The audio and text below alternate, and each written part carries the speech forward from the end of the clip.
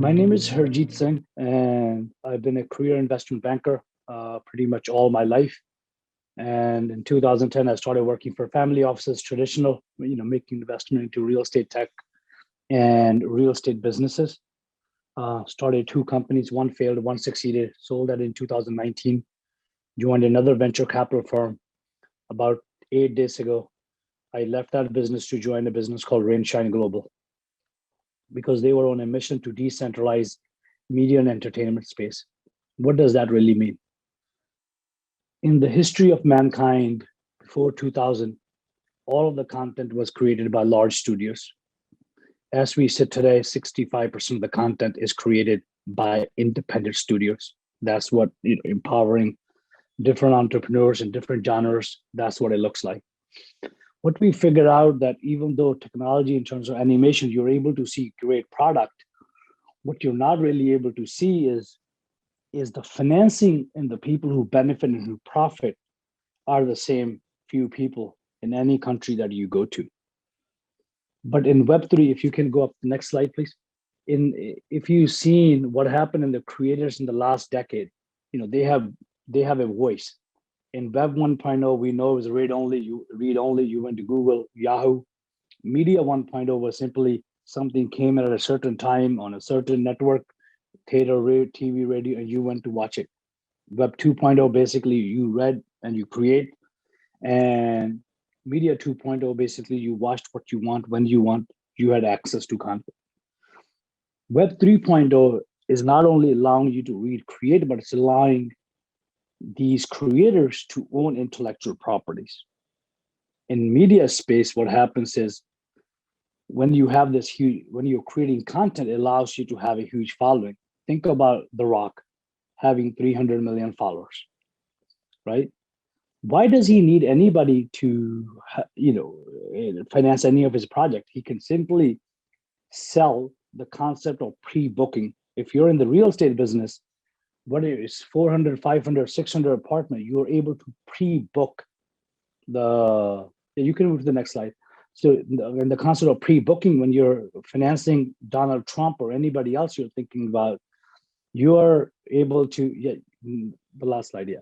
So you're able to, because of their name, because of their brand, they're able to pre-book major of the financing in order to build a real estate. That means their borrowing costs are much lower, right? In media, imagine the star that you want to help create content, you can pre-book his ticket. But real estate is easier to manage, where you can manage 400, 500, 600 apartments. Imagine selling a million tickets at $12 a pop, right? Look at the cost of that movie. It goes down tremendously, right? Because you paid for it, you'll be able to receive it in back. Imagine scanning that ticket when the movie comes out in 8 to 12 months. One thing. Second, fans as investors. As humans, we are not compensated for watching content or invested. Imagine you want to watch a 2-hour movie, you probably invested $1,000 into this movie.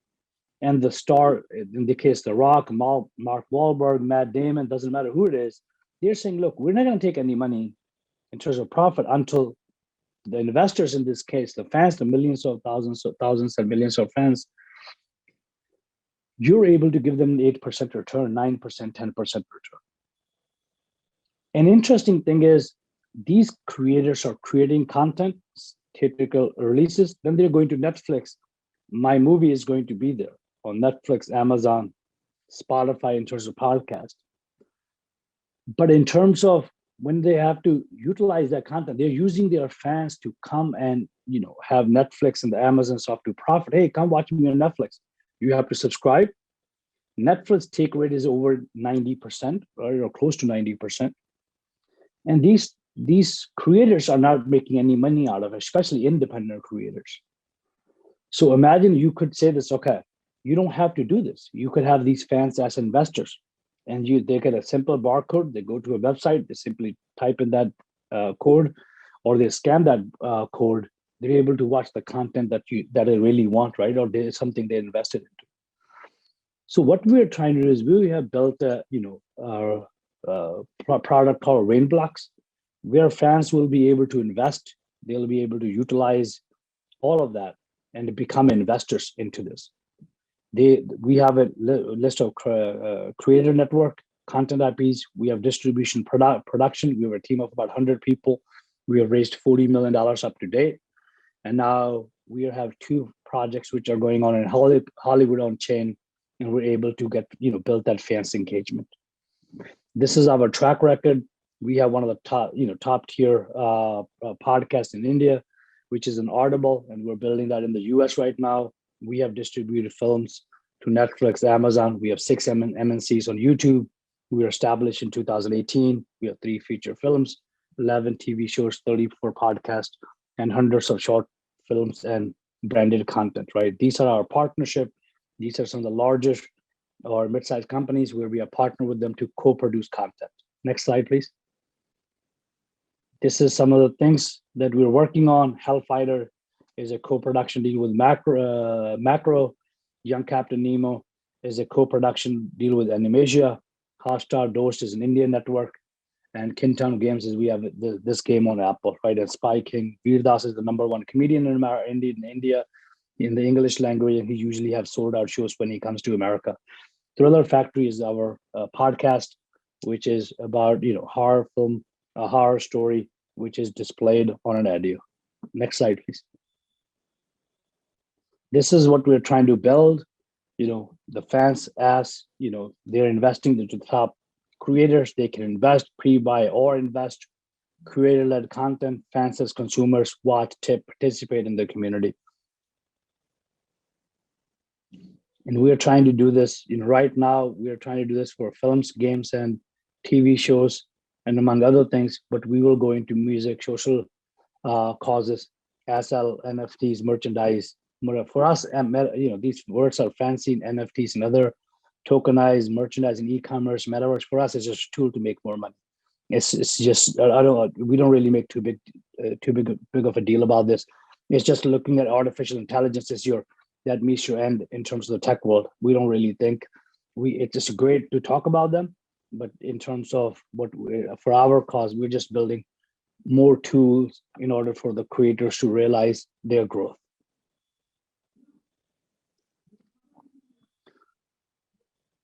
So this is same thing. Can you go to the next slide, please? Yeah, this is just basically we are building on Ethereum and Polygon chain. Basically, trying to simplify what we're trying to say. It's more of a tech slide that we're investors, business team, finance team, participant, consumer. This is what we will provide you, and in return, we will use the Ethereum and the Polygon chain. Next slide, please. This is our first property. Just like look at what we're trying to go here is you look at Pokemon, you look at Uber, you look at Squid Games, Spider-Man, Batman. These intellectual properties are just like startups, right? Pokemon lifetime value is $92 billion. And they added merchandise and other products right next to it. So this is our first intellectual property, which is animation, where we have raised about $3 million directly from fans. I think we have about 3,000 investors for this. Then it's premium creators with massive social media following as cast members, voice overrides. And then we will issue NFTs to see whoever wants to invest. There will be video games, metaverse, and merchandise. They attract returns potential with 3-year payback period, 30 to 50% target IRR for potential investors. Next slide. Yeah, you could, next slide. This is just explaining this. Yeah, this is the categories we're trying to build up on, right? Feature film, live music, series, multi-format, right? So this is the type of audience. This slide is something that I was talking about before, that just like you funded Uber with family and friends round, angel round, seed round, series A, B, C, imagine if you could do this to all of these properties, intellectual properties. These intellectual properties are it's a business of its own. And this will open up, just like we raised $3 million, other than the $40 million, we raised at the Holdco level. We raised $3 million from the fans for Young Captain Nemo. People are related to that story. If you have read the book, if you haven't, I recommend it. It's a pretty interesting story. And we're telling this, and this guy is, he's a warrior on the ocean, how he's protecting the ocean. So there's a social cost to it as well. We're doing really well. We're doing really well in this space, and we want to make sure that we contribute, we give back to the society. Even our investors who backed us, they want to make sure that we are leading the impact part of the journey as well, in terms of give back to the society. Next slide, please.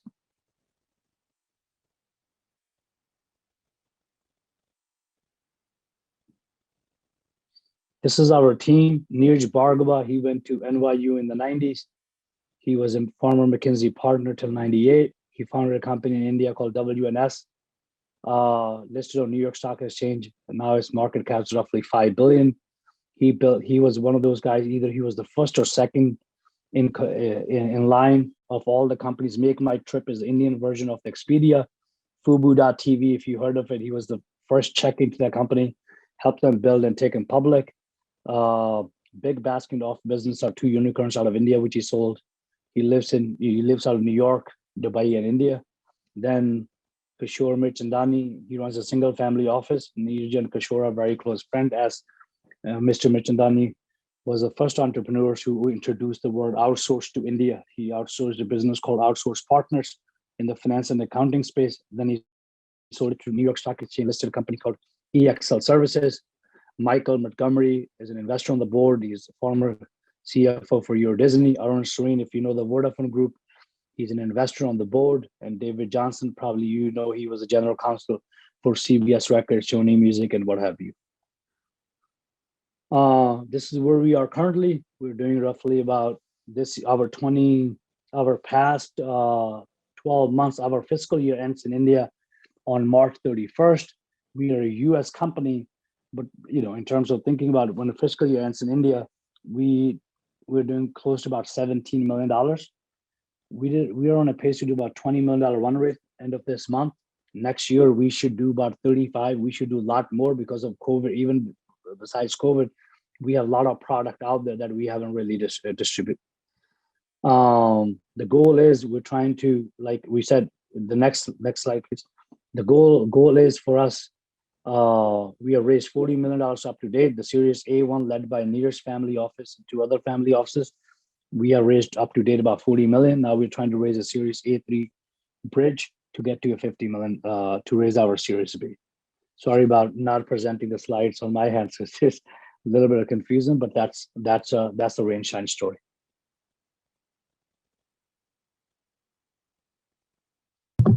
What a story, Harjeet. Thank you so much for sharing. What I really love about this project is that you created a platform that can basically disrupt entertainment business in its entirety. How are you generating revenue on this platform at the moment? Is it with large enterprise partnerships, or is it through actual creators using the platform? So Veer Das is the #1 comedian in the English language in the US, in India and US. He went to University of Michigan, so his shows are usually sold out. So one thing is through ticketing. 2 is we have 6 MNCs on YouTube. Like I said, we have hundreds of short stories for brands. We have a podcast business, which is probably the top 5 in all of India. All of Asia, if not. Huge following. We're on Audibles. That's the reason. That's the way we generate revenue. It's still Web 2 kind of revenue, but this is sort of your Web 3 platform that's going to replace a lot of it. Yeah, all of that will be put on the chain very quickly. We're almost done with the tier 10 about a couple of months. All will be replaced on Web 3. Then once you have the Web 3 platform launching, will you allow access to creators, to like individual creators, or would it be sort of partnerships with studios and larger media companies? Our goal is, the word independent creator is abused, right? You have to differentiate between skilled and unskilled. Skilled developer, skilled creators, you can work with them, put the right teams around them, and help them build. Independent creators, if you're saying somebody just woke up today in the morning and today he feels like being a creator, that's a different type of creator. I want to make sure we differentiate. We want to work with somebody who has some sort of a short, social landscape, or a book that is written, which is on a cause, like Young Captain Nemo is a book, right? We have the rights to those books. So that's the way. That Spy King is an interesting story, I think, about a British spy, right? So all of these stories, which has a social following, right? And then when you're going, you can't just go in the public saying, "Hey, this is an interesting story. I'm part of the Rainshine Media. We do great things." You have to see there's something kind of connectivity with the audience, with the world, right? Then you can build on that. Until we create our own brand in terms of what we're doing, we have our own audience for people to buy into. We see this working with people, creators with some sort of landscape. I gave you the name of Dwayne the Rock Johnson. The reason I threw is just to throw this out there, or Mark Wahlberg or Matt Damon. They have this huge landscape, right? Meaning they have a social following. When you start bringing all of these people to your network, you have an audience, you have records saying, "Hey, this is an interesting movie, an interest creator in the action drama. It's an action. This is a horror movie. Look at it. You probably heard of Saw 1, Saw 2, Saw 3. The first Saw was made with $250,000. It returned 30 million. So interesting concept, right? Where we have to invest, we will. It all depends on situations, but to begin with, we will work with some kind of a social landscape. Yeah, that's awesome. And last question, because Tim joined us and I want him to have enough time, is when you did the 3 million raise from fans for Captain Nemo, right? What was that, through NFTs or tokenized, or how? So this is our existing investors, right? Meaning then the word of mouth picked up from there. So it's all depends on, especially you're not going to find somebody to sell this out there right now. This product is on the chains just recently, but a lot of that is just cold calling, emailings, and what have you from there. So that could probably be replaced with tokens and NFTs in the future. Absolutely. This is really fascinating stuff. Thanks, Harjeet.